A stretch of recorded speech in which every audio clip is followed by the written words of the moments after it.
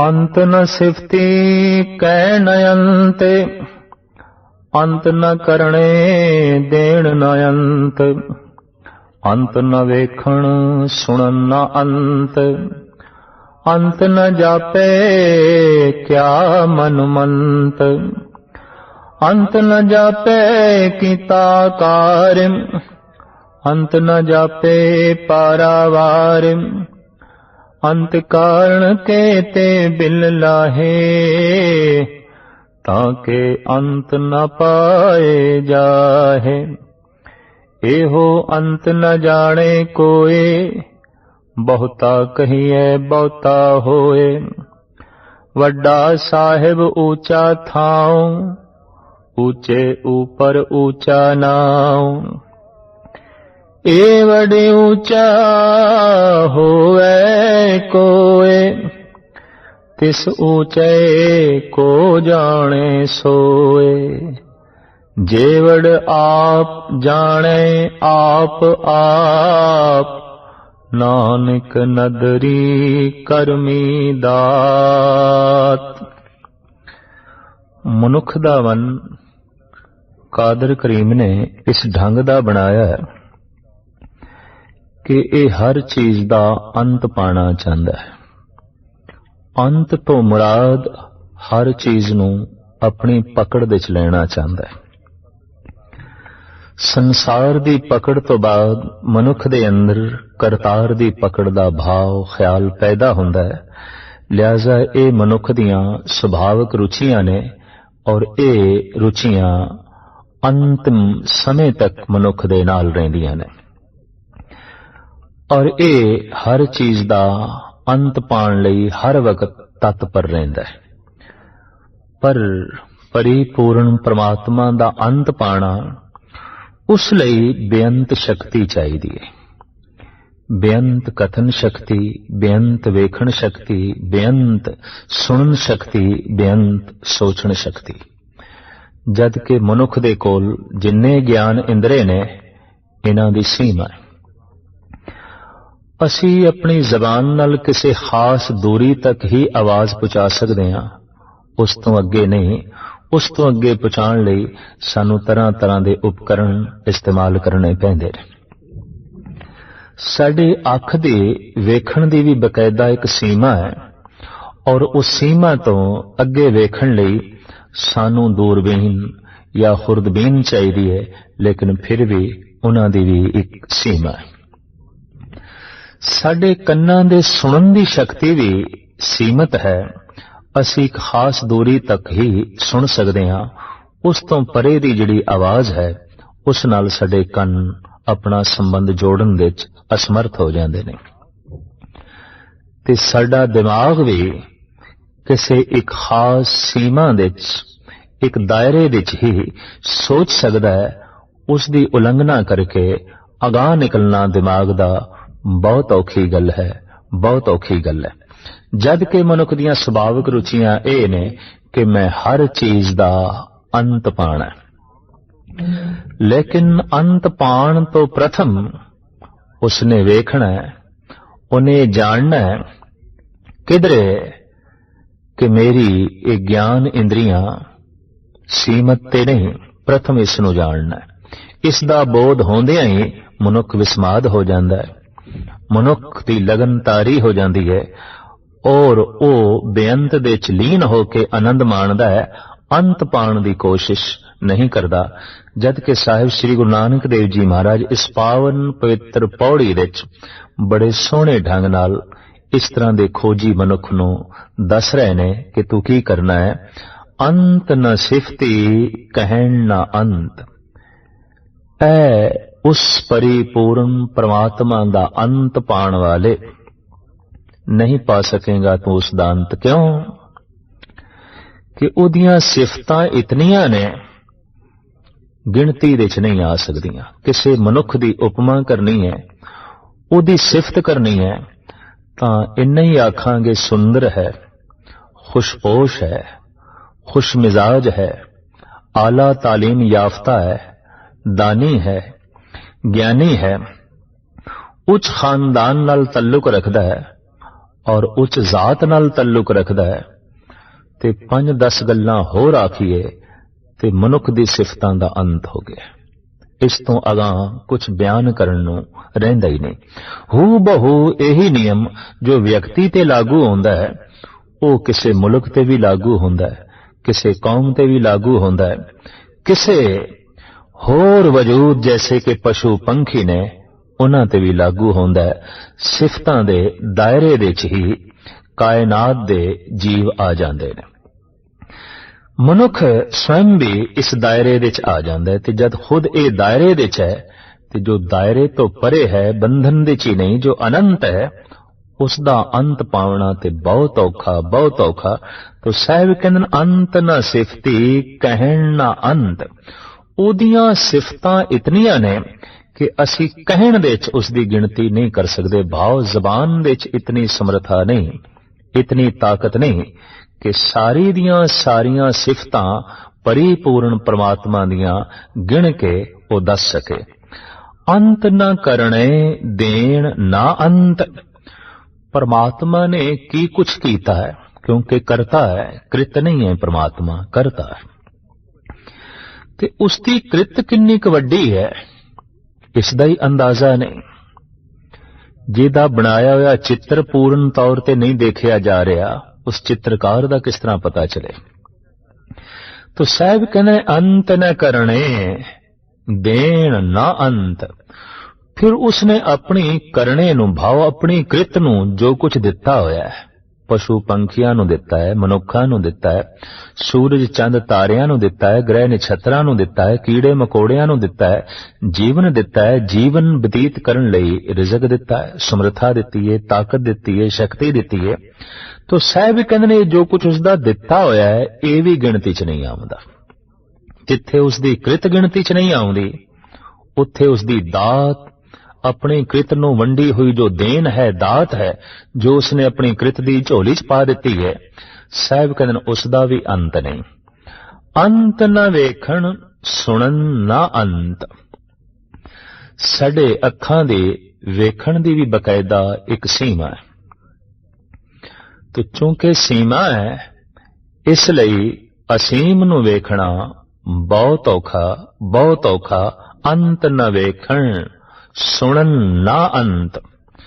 और अख ऐसा परबल सूक्ष्म ते महान इंद्र है।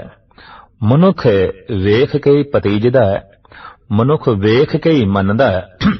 प्रथम सब तो वड्डा प्रमाण मनुख दे कोल यही है कि प्रत्यक्ष प्रमाण। मैं वेख्या नहीं, मैं सिर्फ सुन के नहीं मन सकता। मैं वेख्या नहीं, मैं सिर्फ पढ़ के नहीं मन सकता।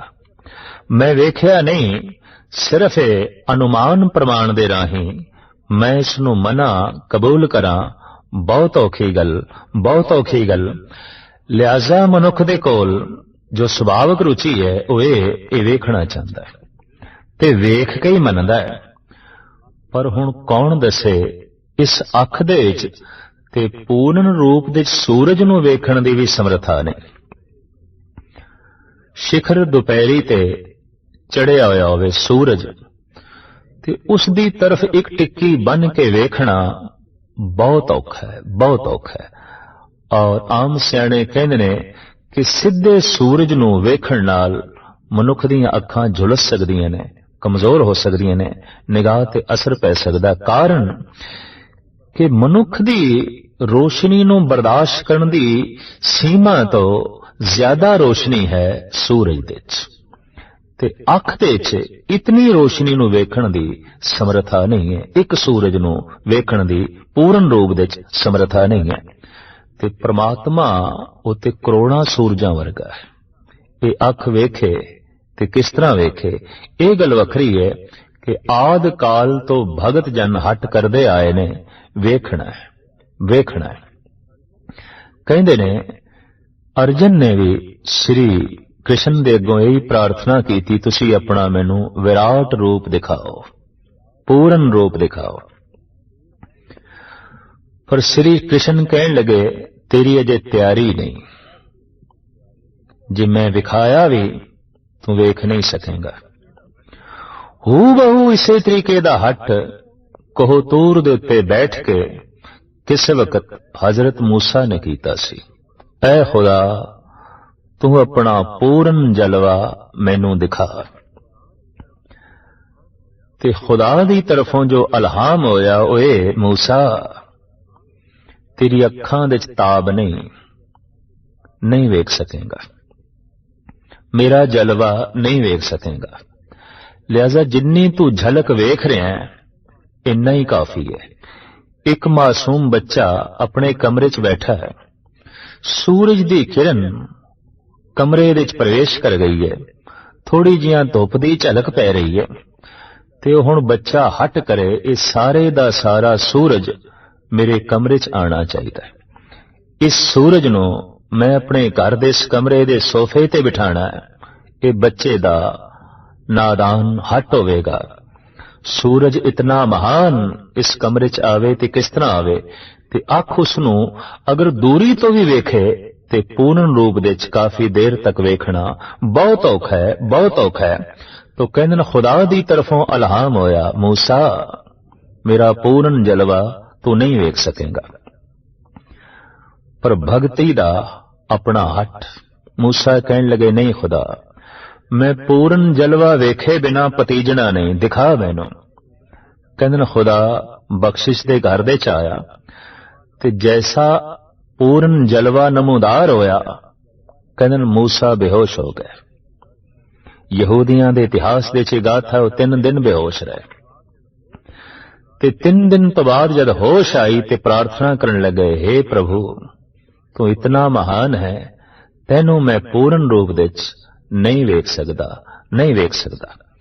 ਤੋ ਸੂਰਜ ਜਿਹੜਾ ਇੱਕ ਹੈ, ਅਗਰ ਇਹ ਸਾਰੇ ਦੇ ਸਾਰੇ ਕਰੋੜਾਂ ਅਨੰਤ ਸੂਰਜ ਇਕੱਠੇ ਹੋ ਜਾਣ ਤਾਂ ਫਿਰ ਇਸ ਅੱਖ ਦੇ 'ਚ ਕਿੱਥੇ ਸਮਰੱਥਾ ਹੈ ਉਸ ਨੂਰ ਨੂੰ ਵੇਖਣ ਦੀ, ਉਸ ਰੋਸ਼ਨੀ ਨੂੰ ਵੇਖਣ ਦੀ।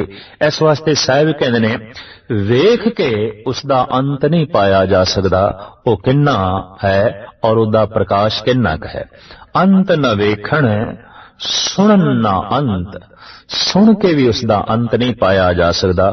ਭਾਵ ਕੋਈ ਇਹ ਨਹੀਂ ਕਹਿ ਸਕਦਾ ਕਿ ਮੈਂ ਪ੍ਰਮਾਤਮਾ ਦੀ ਸਾਰੀ ਗੱਲਾਂ ਸੁਣ ਲਈਆਂ ਨੇ, ਹੁਣ ਹੋਰ ਕੁਝ ਸੁਣਨ ਨੂੰ ਬਾਕੀ ਨਹੀਂ। ਕੋਈ ਇਹ ਨਹੀਂ ਕਹਿ ਸਕਦਾ ਮੈਂ ਸਭ ਕੁਝ ਵੇਖ ਲਿਆ, ਹੁਣ ਹੋਰ ਕੁਝ ਵੇਖਣ ਨੂੰ ਬਾਕੀ ਹੀ ਨਹੀਂ। ਮੈਂ ਸਾਰੇ ਦਾ ਸਾਰਾ ਆਪਣੀ ਜ਼ਬਾਨ ਨਾਲ ਕਥਨ ਕਰ ਦਿੱਤਾ ਹੈ, ਹੋਰ ਕੁਝ ਕਥਨ ਕਰਨ ਨੂੰ ਬਾਕੀ ਨਹੀਂ। ਇਸ ਤਰ੍ਹਾਂ ਦੇ ਦਾਅਵੇ ਸਾਰੇ ਬੇਹੂਦਾ ਨੇ, ਫੋਕੇ ਨੇ। ਲਿਹਾਜ਼ਾ ਸਤਿਗੁਰ ਕਹਿੰਦੇ ਨੇ, ਅੰਤ ਨਾ ਵੇਖਣ, ਸੁਣਨ ਨਾ ਅੰਤ, ਅੰਤ ਨਾ ਜਾਪੇ ਕਿਆ ਮਨ ਮੰਤ। ਮਹਾਰਾਜ ਕਹਿੰਦੇ ਨੇ, ਪ੍ਰਮਾਤਮਾ ਦੇ ਮਨ ਦੇ 'ਚ ਕਿਹੜਾ ਮਤਾ ਹੈ, ਉਹ ਕਿਹੜੇ ਸਲਾਹ ਮਸ਼ਵਰੇ 'ਚ ਬੈਠਾ ਹੈ, ਕੀ ਮਤਾ ਪਕਾ ਰਿਹਾ ਹੈ, ਕੀ ਕੁਝ ਕਰਨਾ ਚਾਹੁੰਦਾ ਹੈ, ਕਿਸ ਸੋਚਾਂ ਦੇ 'ਚ ਬੈਠਾ ਹੈ, ਇਸ ਦਾ ਵੀ ਕਿਸੇ ਵੱਡੇ ਤੋਂ ਵੱਡੇ ਮਨੋਵਿਗਿਆਨੀ ਨੂੰ ਤੇ ਜੋਤਸ਼ੀ ਨੂੰ ਬੋਧ ਨਹੀਂ ਹੈ। ਇਹ ਠੀਕ ਹੈ ਕਿ ਦੁਨੀਆ ਦੇ ਜੋਤਸ਼ੀ ਮਨੋਵਿਗਿਆਨੀ ਆਪਣੀਆਂ ਕਿਆਸ ਇਰਾਈਆਂ ਜਗਤ ਦੇ ਸਾਹਮਣੇ ਰੱਖਦੇ ਰਹਿੰਦੇ ਨੇ, ਇੰਨੇ ਸਾਲਾਂ ਬਾਅਦ ਪਰਲੇ ਹੋ ਜਾਏਗੀ, ਇਹ ਹੋ ਜਾਏਗਾ, ਉਹ ਹੋ ਜਾਏਗਾ, ਔਰ ਇਸ ਤਰ੍ਹਾਂ ਦੇ ਕਿਆਸ ਆਰਾਈਆਂ ਕਰਨ ਵਾਲੇ ਹਰ ਦੇਸ਼ ਦੇ ਵਿੱਚ ਮੌਜੂਦ ਨੇ ਜੋ ਭਵਿਸ਼ਬਾਣੀ ਕਰਦੇ ਨੇ। ਪਰ ਗੁਰੂ ਨਾਨਕ ਦਾ ਇਹ ਸਿਧਾਂਤਿਕ ਨੁਕਤਾ ਕਿ ਪ੍ਰਮਾਤਮਾ ਨੇ ਕੀ ਕਰਨਾ ਹੈ ਤੇ ਉਹਦੇ ਮਨ ਵਿੱਚ ਕੀ ਮਤਾ ਹੈ, ਇਸ ਸੰਬੰਧ ਵਿੱਚ ਭਵਿਸ਼ਬਾਣੀ ਨਹੀਂ ਕੀਤੀ ਜਾ ਸਕਦੀ।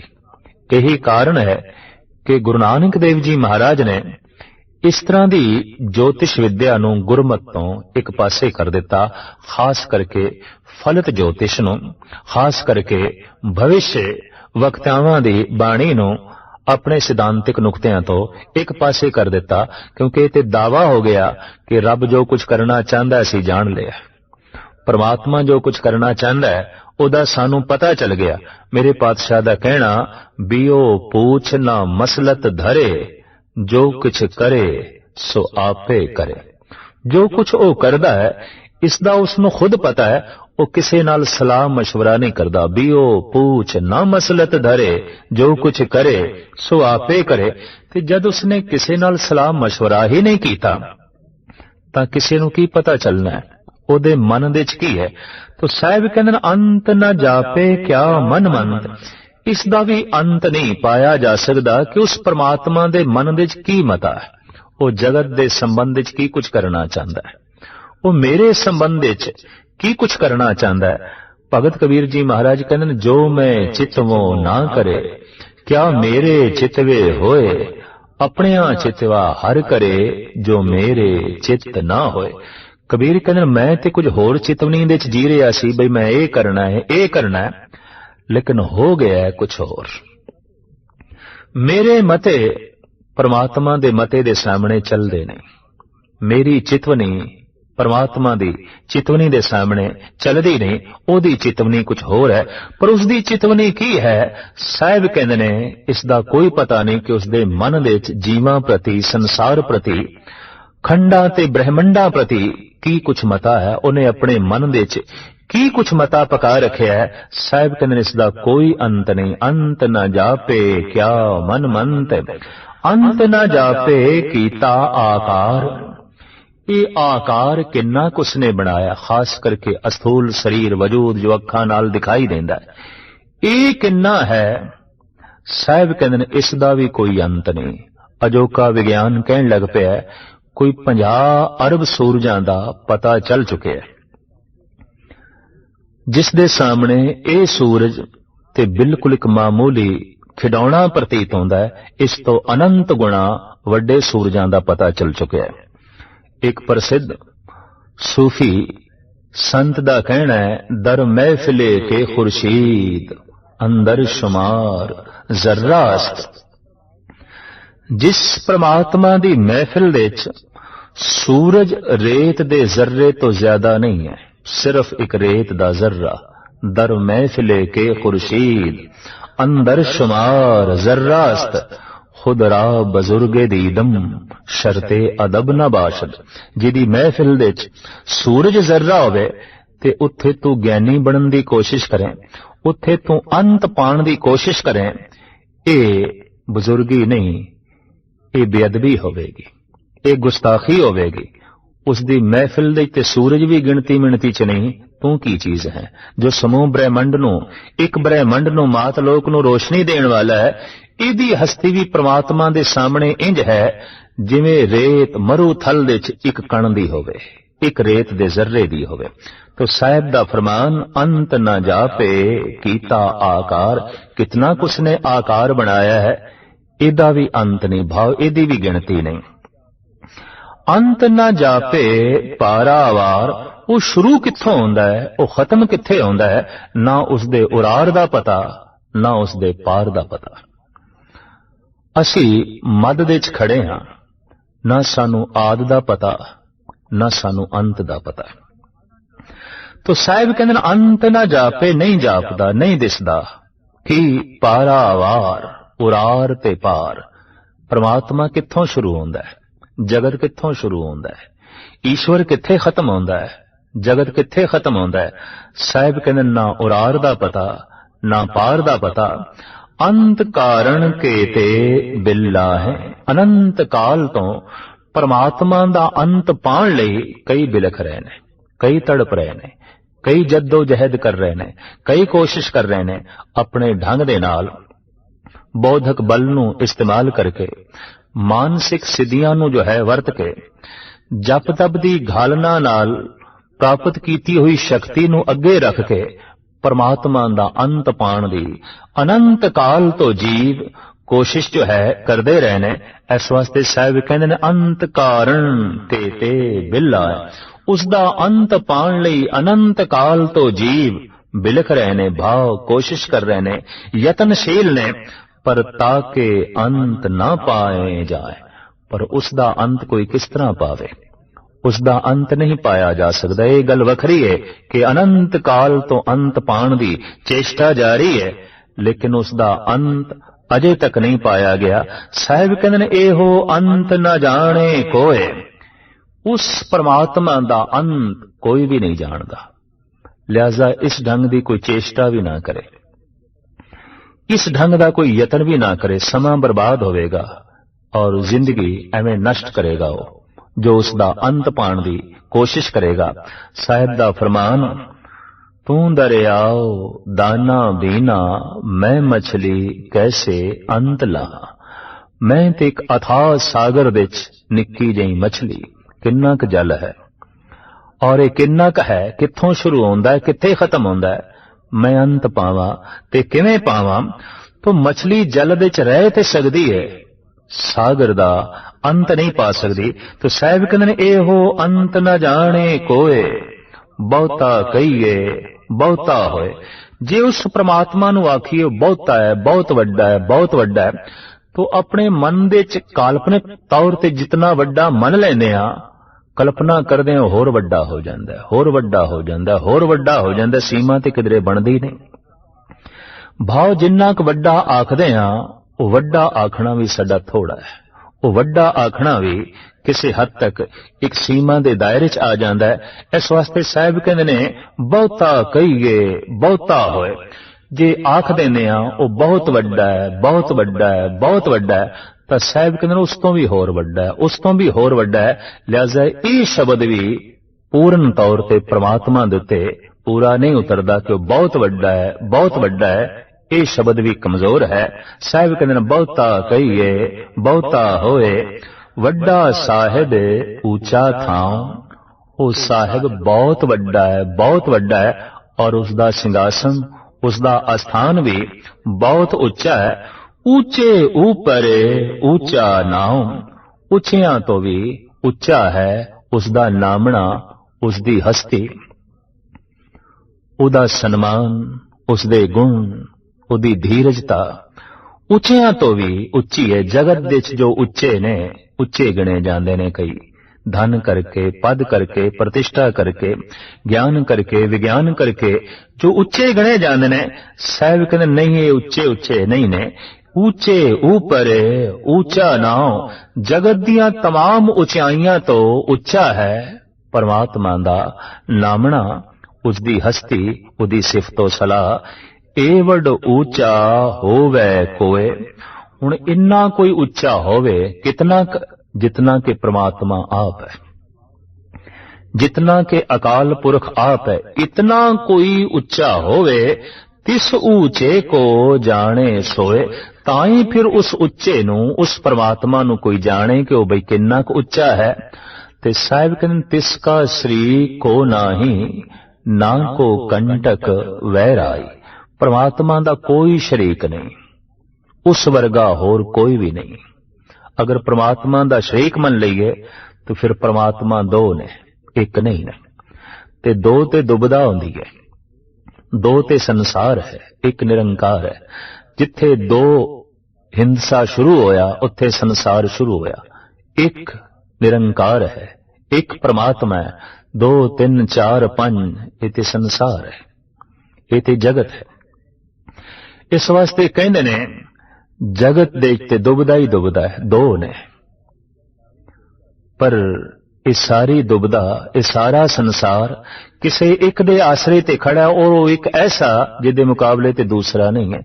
असी जगत दे च एक दे मुकाबले ते दूसरा लभ सकते हैं। एक धनवान है, उहदे मुकाबले ते दूसरा भी धनवान है।